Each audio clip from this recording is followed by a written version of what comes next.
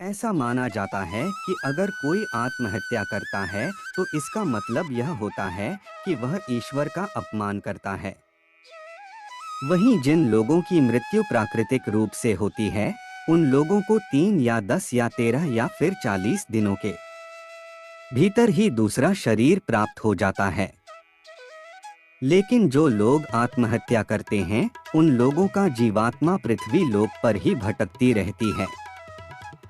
ऐसा माना जाता है कि ये आत्मा तब तक पृथ्वी लोक पर भटकती है जब तक वह आत्मा प्रकृति के द्वारा जो उसका निर्धारित जीवन चक्र है उसको पूरा नहीं कर लेती है। इस अवस्था में जो जीवात्मा होती है उसे अक्ति कहा जाता है। ऐसे में न तो जीवात्मा को स्वर्ग लोक की प्राप्ति होती है और न ही नरक लोक की प्राप्ति होती है। जिन आत्मा की मृत्यु अकाल तौर पर होती है, उन्हें सुख, भूख, प्यास, संभोग, क्रोध, दोष, वासना, राग आदि की पूर्ति के लिए अंधकार में ही भटकते रहना पड़ता है।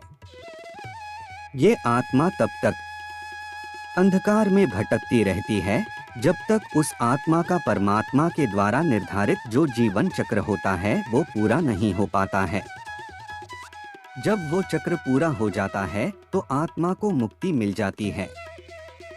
प्राकृतिक रूप से मरने वाले लोगों को सीधे मोक्ष की प्राप्ति होती है, लेकिन कुछ लोगों की प्राकृतिक मृत्यु नहीं होती है, जैसा कि अभी हमने आपको ऊपर बताया। तो उन लोगों की जो आत्मा है वो भटकती रहती है।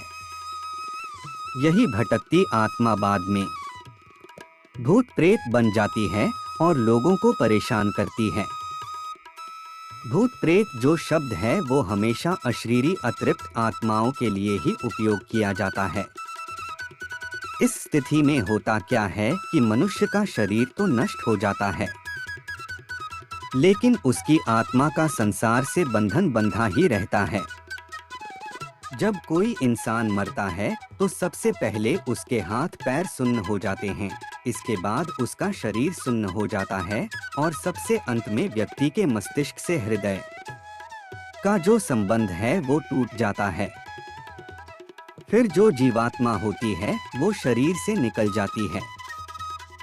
जब कोई व्यक्ति जहर खाने से, अचानक चोट लगने से, शरीर के जल जाने से या फिर किसी अन्य दुर्घटना की वजह से मृत्यु को डोट प्राप्त हो जाता है तो उन्हीं की आत्माएं जो होती हैं वो भूत प्रेत बन जाती हैं। यही वो स्थिति होती है जिसमें व्यक्ति का शरीर तो नष्ट हो जाता है, परंतु जो आत्मा होती है वो वहीं आसपास भटकती रहती है या फिर शरीर के किसी हिस्से के पास में ही रहती है।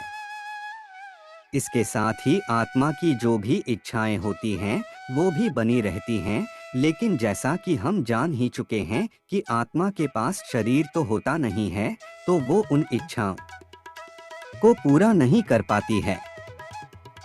ऐसे में ये आत्माएं अपनी इच्छाओं को पूरा करने के लिए अपने आसपास के व्यक्तियों को कष्ट देना शुरू कर देती हैं। ऐसा माना जाता है कि इन आत्मा के जो पितृ होते हैं वो इसलिए असंतुष्ट होते हैं क्योंकि उनकी मुक्ति के लिए कोई भी प्रयास लोगों के द्वारा नहीं किए जा रहे होते हैं और लोग अपना जीवन अच्छे से व्यतीत कर रहे होते हैं। यही कारण है कि अकाल मृत्यु हो जाने के बाद जो अतृप्त आत्मा होती है वो अपने कार्यों को पूरा करने के प्रयास में दूसरे लोगों के शरीर में अपना ठिकाना बना लेती है।